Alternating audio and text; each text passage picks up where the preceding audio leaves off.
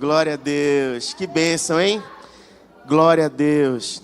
As crianças já podem subir para a sua atividade. E à medida que você vai cumprimentando seus irmãos, vai dando bom dia, vai falando com eles, aí você já vai voltando para o seu lugar. Vai dando abraço apertado, hein? Abraço choco não pode, hein? Abraço apertado. Abraço de corajoso, né? De valente, né? De gente animada. Amém. Ora, só gente bonita. O Senhor, Ele pensou assim, Ele selecionou, hein? Só os bonitos estão reunidos aqui, ora. Que bênção, hein? Deus abençoe. Olha, tem gente voltando de viagem, que bom, que legal. Deus abençoe, você já pode ir voltando para o seu lugar, sentando. Glória a Deus. É muito animado, hein? Eu gosto quando a gente está reunido aqui, quando a gente revê os irmãos, pode abraçar, pode expressar a gratidão do nosso coração ao Senhor por tudo que Ele tem feito. Sabe, gente? O Senhor tem nos levado a uma caminhada de instrução e de preparação. E eu creio que esse preparar que o Senhor tem feito, esse trabalhar do Senhor nas nossas vidas, Ele cumpre um propósito. E eu sei que parte do que a gente tem experimentado pode ter relação com o que a gente experimenta aqui. De fato, existem expectativas, de fato, existem coisas que a gente tem gerado e buscado para experimentar aqui. Mas, sabe, a gente não pode negar de que, na verdade, o que nós aguardamos é aquilo que está nos esperando na eternidade com o nosso Senhor. E apesar de nós cumprirmos um propósito aqui, o nosso coração ele precisa estar focado, ele precisa estar voltado para o que nós experimentaremos na eternidade com o Senhor. Mas viver aqui, experimentar as coisas daqui, fazem parte do processo. Na verdade, nós estamos vivenciando uma etapa aqui que em breve nos aguarda uma eternidade. E enquanto nós estamos vivendo esse processo, estamos aqui experimentando esse tempo, esse momento, é importante a gente vigiar. E se você perdeu as ministrações que a gente vem compartilhando desde o início desse ano, eu queria te encorajar a você ir lá no nosso canal no YouTube. A gente tem compartilhado algo da palavra do Senhor. Você encontra tanto a transmissão completa do culto, mas os meninos têm preparado sempre os cortes da mensagem. E você pode então assistir a ministração da palavra, pode até compartilhar com outras pessoas. E desde o início do ano o Senhor tem falado conosco a respeito de nós estarmos vigilantes. Tem nos alertado com relação ao momento que nós estamos vivendo como um tempo do fim, que se prepara para a consumação de todas as coisas, dizendo que nós temos que nos preparar como quem estivesse indo para uma guerra e que a igreja, ela cumpre um papel profético, que foi o que a gente compartilhou, inclusive, no domingo passado, mas que esse papel profético cumprido pela igreja, ele é exercido de fato por aqueles que são amigos de Deus. Porque Deus tem algo a revelar do seu coração, e o que Deus revela do seu coração, Ele revela para os seus amigos, como nós vimos nas últimas ministrações aqui. E esse papel profético e essa amizade com o Senhor nos leva a experimentar algo muito interessante, que são aqueles 3 passos, as 3 etapas que eu compartilhei com vocês quando nós falamos do papel profético da igreja. Eu vou recapitular com você rapidinho, que é a comunhão, que tem a ver com a intimidade com o Senhor, o andar com Deus, o estar com o Senhor em intimidade. E a princesa citou no início do culto uma série de estudos que a gente teve compartilhado pelo pessoal do Dizescope essa semana, Cristianismo Artificial. Você pode depois acessar a página deles e assistir uma série de estudos, foram muito bons. E o Juliano Som, numa das entrevistas desse estudo, ele falou algo muito interessante, que muitas pessoas gostam de bolo e se sentem atraídas pelo cheiro do bolo. Você já deve ter ido para a casa de alguém, a princesa, por exemplo, ela é confeiteira. Então, você sabe que lá em casa tem cheiro de bolo, quando ela está na cozinha tem algo acontecendo. Milagres estão sendo cumpridos ali, acontecendo, coisas maravilhosas estão acontecendo ali. Só que assim, eu posso gostar de bolo, eu posso identificar o bolo, eu posso sentir o cheiro do bolo e eu posso saber o que é um bolo. Mas se eu não conhecer a receita, se eu não colocar a mão na massa, se eu não dedicar tempo a preparar o bolo, eu nunca vou ter a mesma experiência de quem conhece o bolo, de ouvir falar, de sentir o cheiro, de saber o que é, da experiência de quem preparou e viu todo o processo acontecer e sabe quando era apenas os ingredientes separados e quando se tornou toda a massa pronta e o bolo preparado. E às vezes o que as pessoas têm a respeito de Deus é apenas uma referência, eles sabem apenas quem Deus é. E falando de uma sociedade cristã como a nossa, o Brasil, um país cristão, é muito mais fácil isso porque nós temos 2 datas, pelo menos, marcantes no nosso calendário, que é feriado e que a gente está acostumado a comemorar, e desde pequenininho a gente começa a comemorar, que é o Natal e a Páscoa, por sinal a Páscoa está se aproximando agora. E então é comum para a gente ver a representação de quem é Deus e ver a representação do seu Filho Jesus e conhecer essa história. Mas nada vai tirar de nós a experiência de andar com o Senhor, de conhecê-lo profundamente, de saber quem Ele é e de poder experimentar aquilo que do seu coração Ele tem a compartilhar, porque Ele compartilha com os seus amigos. Por isso, no processo de caminhada como igreja e no caminhado profético, a gente precisa experimentar a primeira etapa, que é a comunhão, gerar relacionamento, dedicar tempo, investir tempo de qualidade com o Senhor. Por isso que quando nós viemos domingo para cá, é algo muito precioso. Eu não coloco nada na minha agenda, e você pode dizer, claro, o senhor é o pastor, não vai colocar nada na sua agenda. Mas não é bem assim. Você já pensou, eu podia acordar 4, 5 da manhã, fazer outras coisas, ou então convidar um amigo, trazer alguém para ministrar e simplesmente não estar aqui no domingo.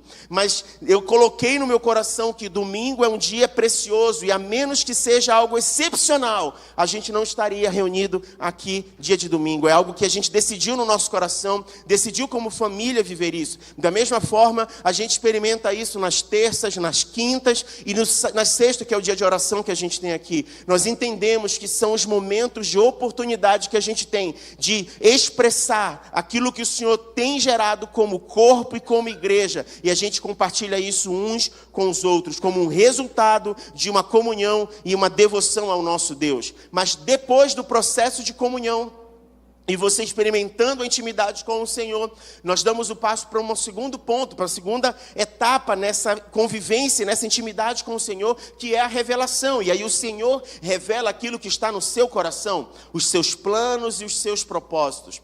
Basicamente, nós já até falamos a respeito disso, que parte do que Deus revela já está disponível a cada um de nós por meio da sua palavra, a palavra profética. O verbo vivo que desceu do céu, Jesus Cristo, veio para o cumprimento dessa palavra, e ele veio testificar tudo aquilo que o Senhor fez como proposta e revelou aos seus amados amigos e aos seus filhos. E nós temos então a revelação dedicada do Senhor, o seu coração revelado aos seus amigos, revelado a todo aquele que crê, revelado a todo aquele que se dedica a ouvir e a meditar na palavra.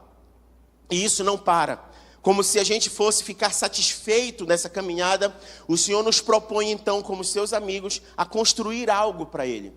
O Senhor nos leva então nessa caminhada a uma outra etapa em que nós participamos daquilo que Ele tem como propósito a ser construído. E sabe, eu falei no começo, todos nós estamos dedicados a alguma coisa e temos sonhos.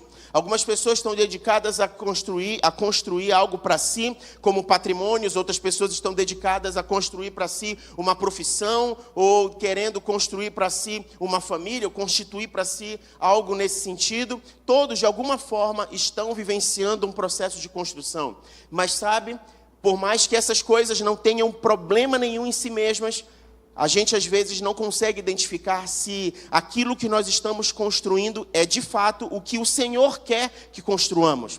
A gente tem o hábito de dar o primeiro passo, fazer as primeiras escolhas, de querer realizar algumas coisas e pedir a bênção de Deus. Então a gente já decidiu, a gente já gerou no nosso coração, a gente já encheu a nossa mente de planos a respeito daquilo, a gente já fez todos os cálculos necessários e agora, como o projeto está todo pronto, a gente chega diante do Senhor. Senhor, eu só preciso que o Senhor abençoe agora.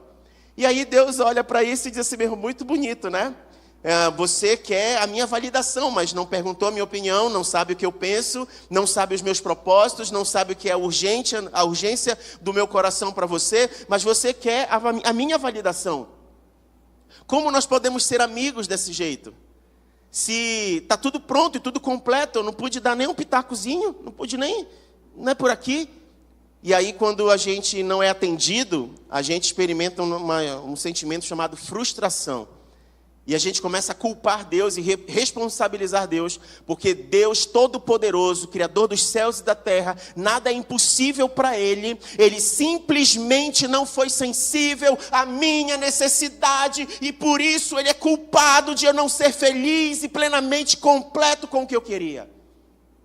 E a gente começa a ser uma criança birrenta que culpa a Deus simplesmente pelo fato de Ele ter visto que aquele plano ali não era o ideal, não era o concreto, não era o real, não seria bênção para a sua vida, para a minha vida. E Ele tenta nos ensinar como Pai amoroso que as coisas não funcionam desse jeito. A banda não toca assim. Baixa um pouco a tua bola. Abre comigo em Efésios 4, a partir do verso 11. Efésios 4, a partir do verso 11. Porque se Deus revela algo do seu coração para os seus amigos, e os seus amigos são habilitados a construir algo para o Senhor segundo a sua vontade, e se não é possível edificar alguma coisa para Deus sem saber o que Deus pensa, sem ter comunhão com Ele, se existe uma relação inseparável a respeito disso, então a gente precisa começar a enxergar o que Deus quer construir. Efésios capítulo 4, a partir do verso 11, diz o seguinte: assim, Ele designou alguns para apóstolos, outros para profetas, outros para evangelistas e outros para pastores e mestres, com o propósito de aperfeiçoar os santos para a obra do ministério, para que o corpo de Cristo seja edificado, até que todos alcancemos a unidade da fé e do conhecimento do Filho de Deus, e cheguemos à maturidade, atingindo a medida da estatura da plenitude de Cristo. O objetivo é que não sejamos mais como crianças, levados de um lado para o outro pelas ondas teológicas, nem jogados uns para cá e outros para lá por todo o vento de doutrina e pela malícia de certas pessoas que induzem os incautos ao erro. Longe disso, seguindo a verdade em amor, cresçamos em tudo naquele que é a cabeça, Cristo. Dele, todo o corpo ajustado e unido pelo auxílio de todas as juntas, cresce e edifica-se a si mesmo em amor, na medida em que cada parte realiza a sua função. Aqui, a gente começa a perceber que o Senhor tem um propósito no coração já revelado. Ele quer a sua igreja edificada. Ele quer a sua igreja madura. Ele quer a sua igreja bem sustentada. Ele não quer a sua igreja sendo levada por todo vento de doutrina. Afinal de contas, a gente já viu aqui nas ministrações anteriores, a igreja é a noiva de Cristo. E Ele vem buscar a sua noiva. Ele vem consumar o casamento. Ele vem para que a gente experimente as bodas do Cordeiro. Então, como Ele pode vir e encontrar aquilo que Ele vem buscar desorganizado, bagunçado, feio, totalmente deformado? De forma alguma. Então, qual é a urgência do coração do Senhor e qual é o propósito do Senhor? É que a sua noiva, enquanto ela vive esse processo aqui, ela possa ser edificada e possa ser fundamentada e não venha a ser corrompida por qualquer vento de doutrina, por qualquer instrução de pessoas maliciosas ou por qualquer outra coisa. Mas Ele quer encontrar a sua igreja gloriosa. E como é que isso acontece? Sendo edificado. Edificado em quê? Edificado onde? O texto nos diz, verso 13, a gente precisa chegar ao pleno conhecimento do Filho de Deus, a maturidade, a estatura da plenitude de Cristo. Ou seja, o Senhor já disse qual é o fundamento de edificação da sua igreja, o fundamento de edificação da sua noiva, é Cristo, é a revelação de Cristo. E preservar esse pensamento e esse fundamento nos coloca numa posição de não sermos manipulados e nem enganados por nenhum outro tipo de doutrina.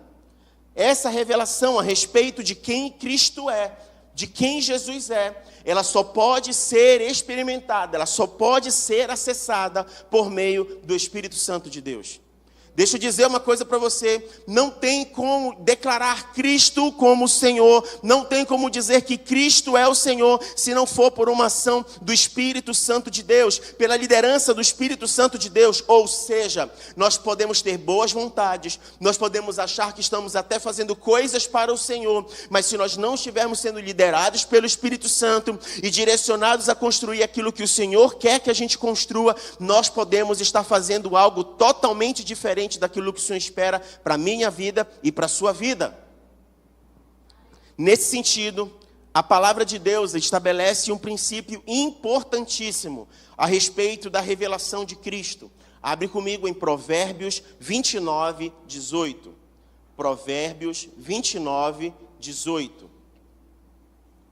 O texto diz o seguinte: um povo que não aceita a revelação do Senhor é uma nação sem ordem.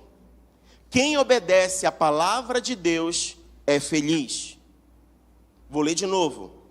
Um povo que não aceita a revelação do Senhor é uma nação sem ordem. Quem obedece à palavra de Deus é feliz. A expressão revelação ou profecia, ela está relacionada à visão, ao oráculo. Se refere a um acontecimento onde o Senhor revela do seu coração aos seus profetas, aos seus amigos. E é como se um véu fosse tirado dos seus olhos e eles conseguissem ver, ampliar a sua visão. Então, assim, essa revelação se torna precisa, a visão se torna precisa, ou seja, sem uma visão precisa do profético, daquilo que o Senhor tem a revelar, o povo se corrompe, o povo perece. Mas da mesma forma, se você tem uma visão bíblica, uma visão profética da palavra do Senhor, se o povo é bem edificado na palavra, ele experimenta vida da parte do Senhor. A edificação do povo de Deus está totalmente relacionado com a revelação que o povo carrega, com a revelação que a igreja carrega. E a revelação está totalmente relacionada ao processo de conversão à pessoa de Cristo Jesus. Não é possível falar de Cristo Jesus sem ser entregue verdadeiramente a Ele. Não é possível edificar algo para o Senhor sem a verdadeira revelação a respeito de Cristo. E sabe, quando nós pensamos nisso, vemos isso, é possível nós entendermos como o próprio Senhor Jesus tratou a esse respeito na sua palavra.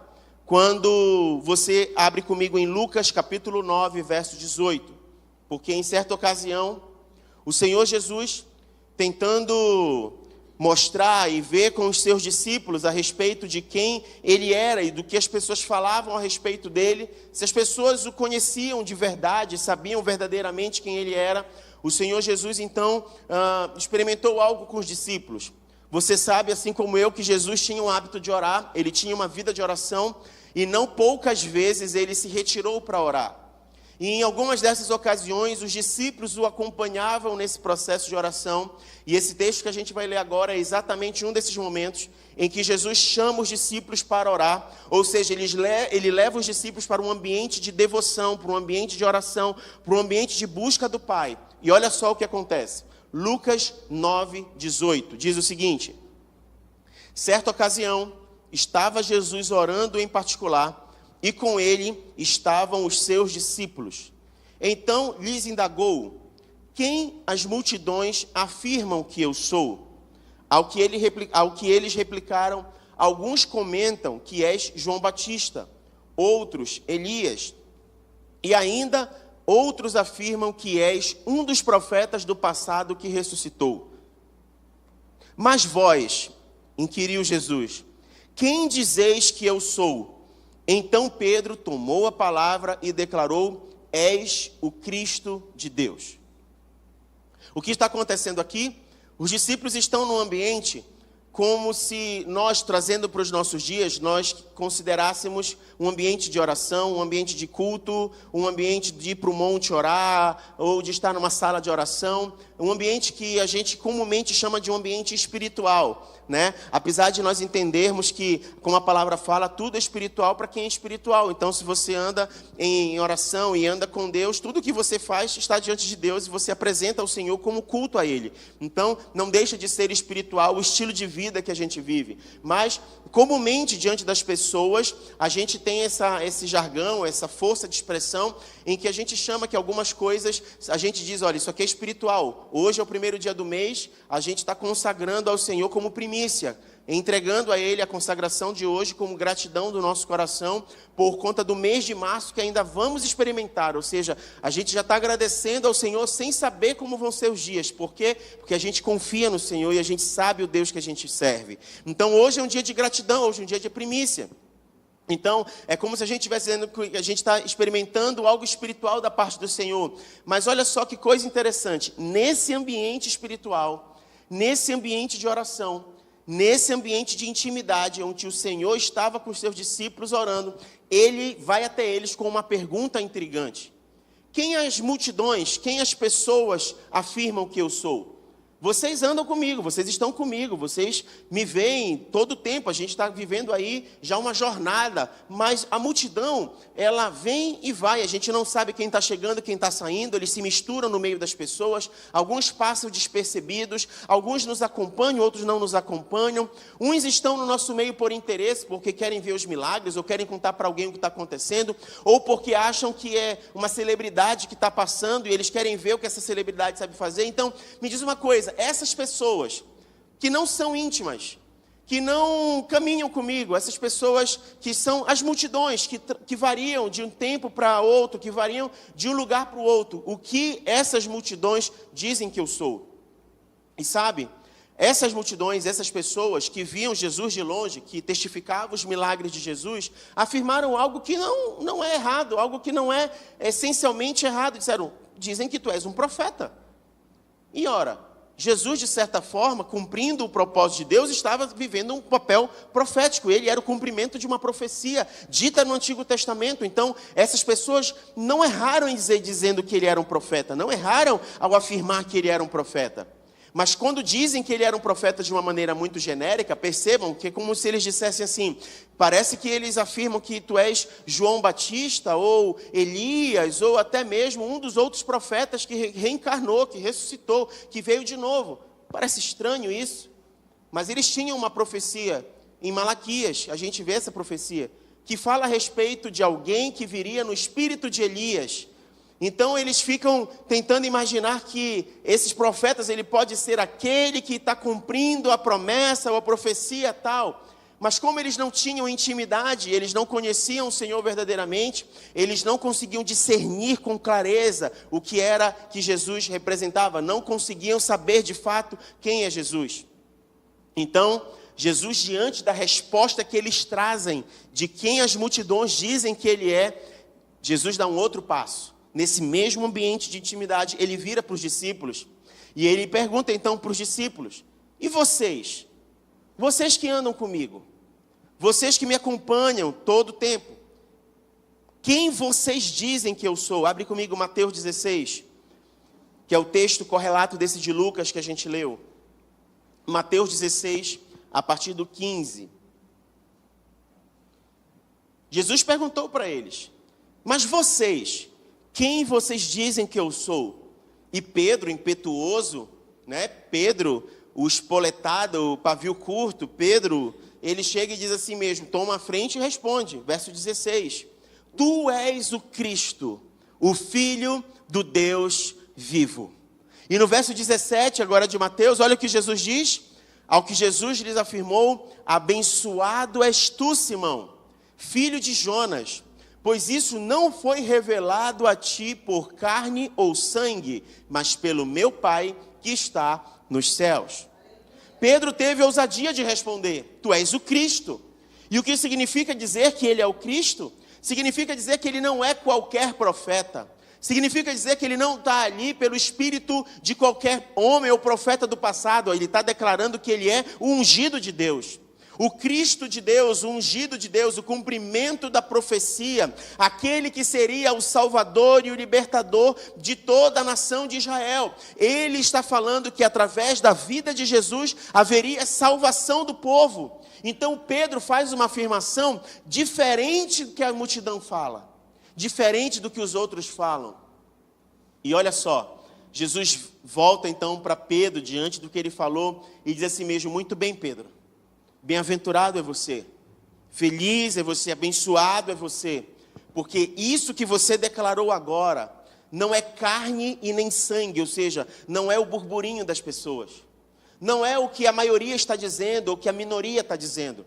Isso que você declarou não é o que os bastidores dizem, ou o que está saindo nos noticiários, ou o que as pessoas estão falando no momento, a notícia do momento. Não, isso que você está declarando só é possível declarar porque foi o Pai que está nos céus que declarou a você. Só uma revelação do meu Pai ao seu coração lhe faz capaz de declarar a afirmação que você declarou. Então, nesse ambiente de oração, Jesus meio que diz assim: Pedro, não te empolga porque tu está num ambiente de oração, e nenhum de vocês se empolguem por estar num ambiente de oração, porque isso não está partindo de vocês. Se existe algo que nós estamos experimentando nesse ambiente de intimidade, é poder ouvir a voz do Senhor, e poder ser ministrado pela sua revelação, e entender no nosso coração aquilo que Ele tem a trazer, aquilo que Ele tem a ensinar, aquilo que Ele tem a compartilhar com cada um de vocês.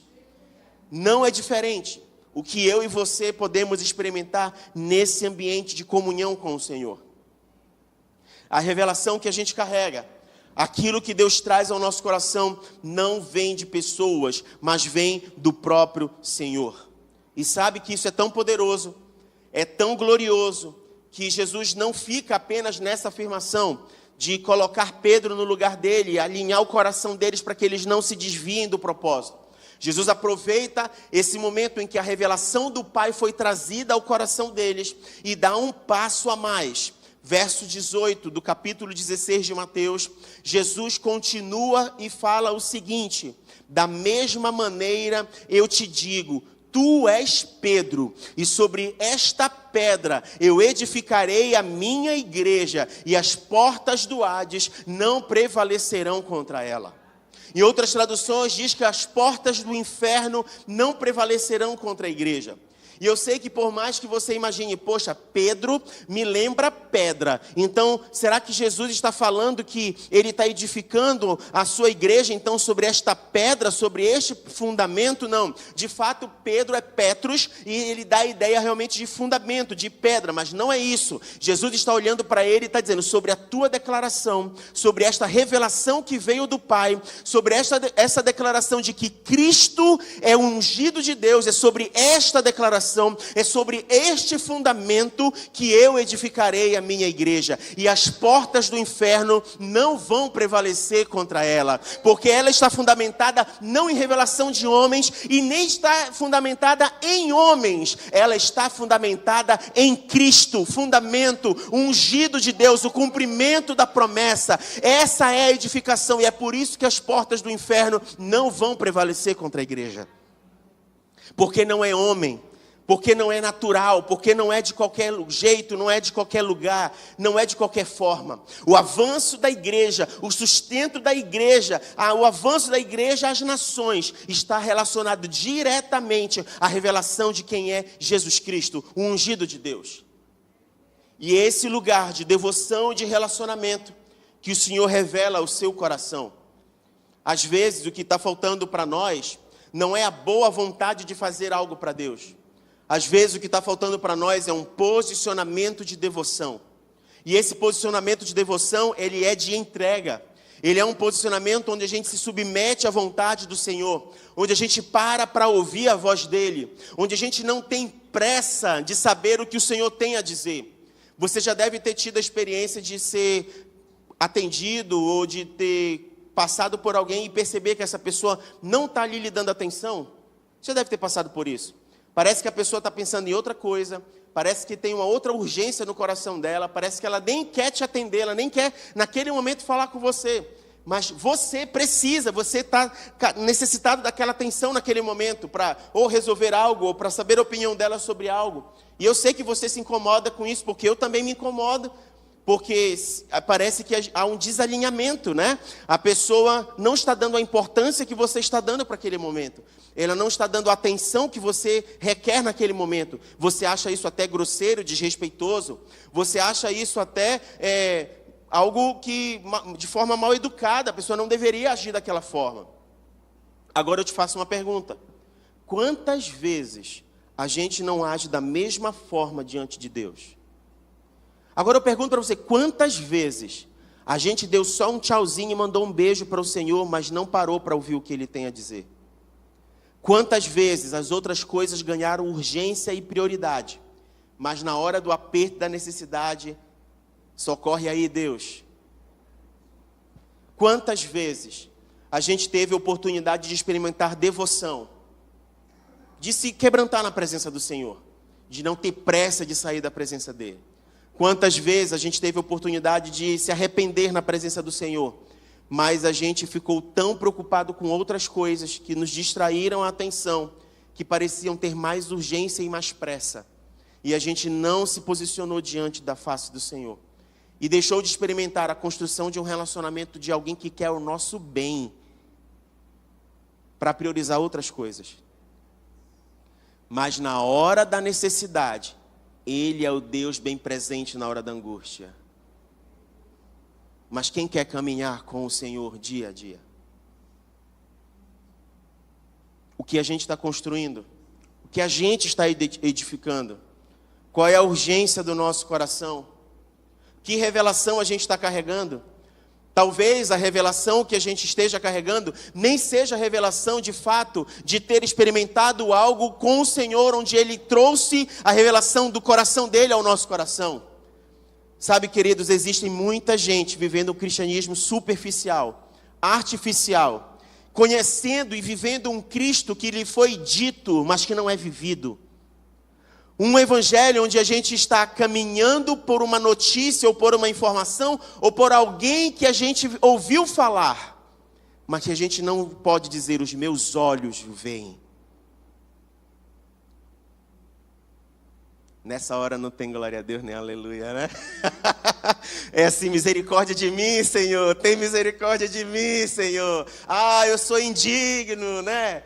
A gente cantou hoje aqui uma música que eu quero ser, Senhor amado, como um vaso nas mãos do oleiro, quebra minha vida e faça de novo. A gente quer mesmo ser quebrado?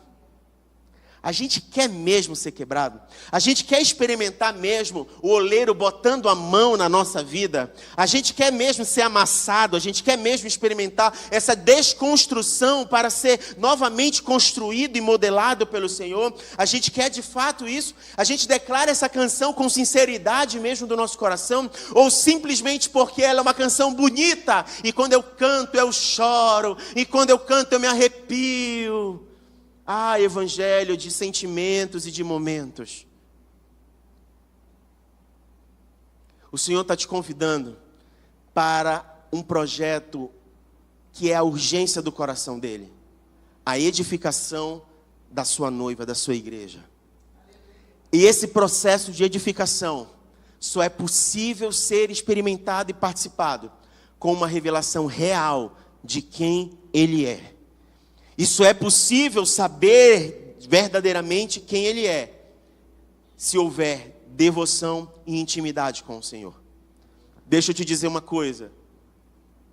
Do início ao fim, a mensagem desse livro aponta para Cristo.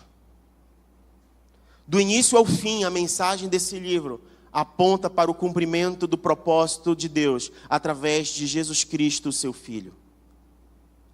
Do início ao fim, em Gênesis, você tem a revelação de quem Jesus é. Até Apocalipse, você tem a revelação de quem Jesus é. Do início ao fim, o fundamento é Cristo. Do início ao fim, a palavra revela Cristo. Do início ao fim, o propósito é Cristo. Do início ao fim, a urgência do coração de Deus é que o seu Filho, Jesus Cristo, seja conhecido, seja reconhecido como Senhor e Salvador, e a sua igreja esteja sendo preparada e edificada sobre este fundamento. Deixa eu dizer para você uma coisa: qualquer outro fundamento que a gente tente construir, assim que o Senhor voltar para buscar a sua igreja, Ele provará essas construções, Ele provará esses fundamentos. E aquilo que foi construído com material, palha, feno, madeira, virará cinza, será destruído. Mas aquilo que é construído com metais preciosos, aquilo que é construído com um fundamento precioso, ele irá resplandecer. E deixa eu dizer uma coisa: Cristo é o fundamento de edificação da igreja. Tudo aponta para Jesus. E hoje nós estamos num domingo de ceia. E 1 Coríntios capítulo 11, verso 23. O apóstolo Paulo, ele fala algo a respeito do que ele recebeu da parte do Senhor. Você percebe como esse cenário de intimidade, revelação e construção está exposto para nós como uma experiência a ser vivenciada pelos amigos de Deus. Paulo começa em 1 Coríntios 11, 23, dizendo exatamente isso. Pois eu recebi do Senhor. E ele recebeu do Senhor o quê? Algo que o Senhor o ensinou, que o Senhor revelou ao seu coração, à sua vida. E ele diz: pois eu recebi do Senhor o que também vos entreguei.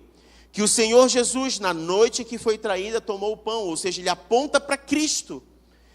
E logo após haver dado graças, o partiu e disse: isto é o meu corpo que é dado por vós, ou que é partido por vós. Fazei isso em memória de mim. Na antiga aliança, havia um véu que separava o lugar santo, então não era possível ter acesso à presença do Pai.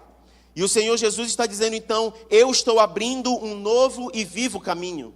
O meu corpo partido por vós, ele é um rasgar deste véu e ele é um acesso direto ao Pai. Cristo é o acesso direto ao Pai, a intimidade com o Senhor, mas não apenas isso, não um novo caminho, não o véu só rasgando, ele continua. No verso 25, do mesmo modo, depois de comer, ele tomou o cálice e declarou: este cálice é a nova aliança no meu sangue, e fazei isso todas as vezes que beberdes em memória de mim. Nós estamos vivenciando uma aliança de sangue, selada pelo sangue do Cordeiro. Não mais um sacrifício, um sangue sacrificial de animais, mas o Cordeiro de Deus que tira o pecado do mundo. Ele se entregou para abrir um novo e vivo caminho, nos estabelecer numa nova aliança e nos posicionar com liberdade na presença do Pai. Nós podemos ser edificados neste fundamento. E eu queria convidar você então nesse momento para que nós participemos desse banquete do Senhor. Convidar você para que nós participemos exatamente deste fundamento, desta edificação do corpo de Cristo. Por isso eu queria te convidar a se colocar de pé. E nesse momento da ceia, celebrar e participar desse momento que o Senhor declarou que seria parte de manifestação da vontade do Senhor para a sua noiva, para a sua igreja. Porque ele diz no verso 26, todas as vezes que comerdes e beberes deste pão e comerdes desse cálice, proclamais a morte do Senhor até que ele venha. O que nós estaremos experimentando hoje aqui é uma proclamação como igreja, de que esse sacrifício não foi em vão. Uma proclamação como igreja de que nós estamos entendendo que existe um fundamento a ser vivido, a ser experimentado, a ser partilhado como igreja. E esse fundamento é Cristo. Esse fundamento é Cristo, e a celebração da ceia nos aponta para este fundamento. Esse fundamento de edificação que o Senhor espera que como igreja eu e você participemos. O mesmo texto diz algo precioso também, que quem come e bebe sem discernimento do que significa o corpo de Cristo, o sangue de Cristo derramado na cruz, come juízo para sua própria condenação. E é por isso que às vezes estão no meio do povo, da igreja, pessoas fracas e doentes, e algumas que até faleceram, porque se soubessem discernir verdadeiramente do corpo e do sangue de Jesus, não seriam réis desse fundamento. Então, examine-se, pois, a cada um antes de comer do pão e beber do cálice. O convite do Senhor não é para que as pessoas deixem de ter comunhão com Ele. O convite do Senhor não é para que as pessoas se apartem dEle. O convite do Senhor é: se posicione. Quando a gente olha para dentro da nossa vida e a gente enxerga algumas coisas que os outros não veem, mas que estão diante de Deus, a gente é levado a uma posição de vergonha. E por conta disso a gente reage a essa vergonha diante dos olhos das pessoas, mas parece que diante dos olhos de Deus a gente é sem vergonha. Mas hoje eu queria te convidar a ter um posicionamento, porque o convite do Senhor não é para que a gente se aparte da presença dEle, é para que a gente não saia da presença dEle. E isso é possível por meio de arrependimento. E o Senhor espera de nós exatamente isso, um coração arrependido, um coração que entende que necessita de um posicionamento, que declara de fato: eu quebro a minha vida e faz de novo, como tu queres, não como eu quero. É como se o vaso estivesse dizendo para o oleiro como ele quer ser, mas não, a gente se entrega para que Ele molde a nossa vida como Ele quer moldar a nossa vida. E hoje, nesse momento, eu quero te dar esse tempo de oportunidade, antes de nós participarmos da ceia, um tempo de examinar, de autoexame, que você olhe para você, olhe para si, antes de participar do pão e do cálice. E talvez você nem entenda que esteja em comunhão com o Senhor, ou nunca aceitou Jesus, ou está desviado, não sei. Mas a oportunidade agora é de você conseguir, diante do Senhor, apresentar a sua vida e não perder a oportunidade de conserto diante do Senhor, de pedir perdão pelos seus pecados, de se arrepender por eles. Talvez até declarar o senhorio do Senhor sobre a sua vida, entregar a sua vida ao Senhor. Esse é um momento de oportunidade. E eu queria então que você curvasse a sua cabeça e tivesse esse tempo a sós com o Senhor e se posicionasse a respeito disso. Fale com o Senhor agora.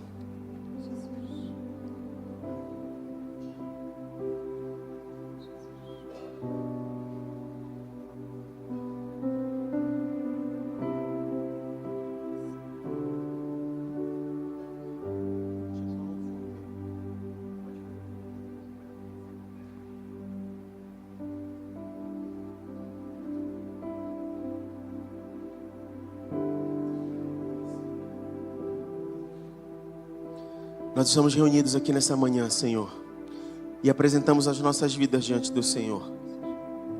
O Senhor é aquele que sonda corações e conhece os pensamentos.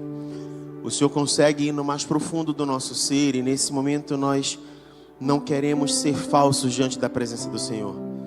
Não queremos nos esconder diante do Senhor. Nesse momento nós não queremos agir como quem foge da Tua presença. Nós queremos encarar de frente, não como se o Senhor fosse alguém mau, mas como um Deus de compaixão, um Deus de oportunidades, um Deus que nos ama, mas que não concorda com o estilo de vida que a gente tem vivido, com as escolhas que a gente tem feito, com as prioridades que a gente tem dado. Por isso, nessa hora, Pai, unido em oração com os meus irmãos, nós nos colocamos diante do Senhor te pedindo perdão, Senhor.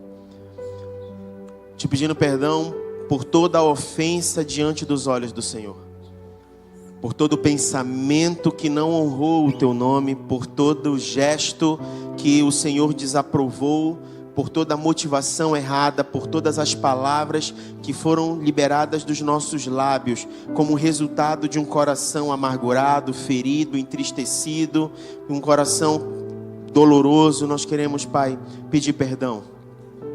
A Tua palavra fala sobre o que jorra da fonte. A Tua palavra fala a respeito do fruto da árvore. Pai, nós não queremos ser como uma fonte amarga. Nós não queremos ser como árvores que não frutificam ou que dão frutos ruins.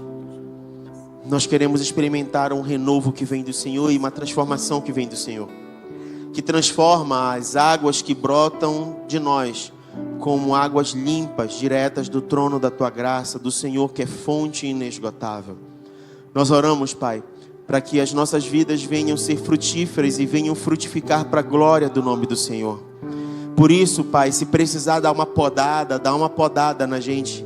Se precisar arrancar algumas coisas, Pai, comece a arrancar, Senhor Deus. Se precisar fazer, a organizar, a arrumar o que está bagunçado, Senhor Deus. Nós queremos dar o controle ao Senhor agora, em nome de Jesus. Nós queremos sair do controle de uma forma, Pai, em que a gente não venha impedir o agir do Senhor. Faça conforme o Teu querer e a Tua vontade. Porque nesse momento, Pai, nós reconhecemos total dependência do Senhor. E consagramos a Ti as nossas vidas, crendo que o Senhor tem nos purificado de todo o pecado por meio do sangue de Jesus derramado na cruz. E é por isso que nesta hora nós nos posicionamos como igreja do Senhor, como noiva do Senhor, para participar da mesa do Senhor, desta ceia, trazendo à memória o Teu sacrifício, Jesus, na cruz, e participar na comunhão com os irmãos dessa memória até que o Senhor venha.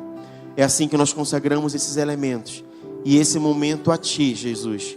Em o nome de Jesus nós oramos e Te agradecemos, Pai. Amém e amém. Eu não sei qual foi a tua oração nessa hora, eu não sei qual foi a tua decisão, mas hoje nós somos convidados a participar da mesa do Senhor. E se você está em comunhão com o Senhor, em comunhão com a igreja, se você entende o que a gente foi ministrado na manhã de hoje, eu queria te convidar então você a fazer duas coisas agora. Você vai sair do seu lugar, vai vir pegar os elementos, mas antes de você voltar para o seu lugar, eu queria que você compartilhasse dele com o seu irmão. Que você trocasse com ele o cálice, que você o abraçasse, que você olhasse nos olhos como igreja, como corpo de Cristo e ministrasse a vida dele. Talvez com um sorriso, talvez você seja de poucas palavras, você pode simplesmente sorrir, ou dar um abraço, ou se o Espírito Santo ministrar o teu coração, você pode liberar uma palavra de oração e orar com ele por um minutinho. A gente não vai ter pressa nesse momento, mas nós vamos vivenciar exatamente essa experiência de sermos igreja. Amém? Então você pode sair do seu lugar enquanto nós ministramos uma canção e vivenciar esse momento como igreja em o nome de Jesus.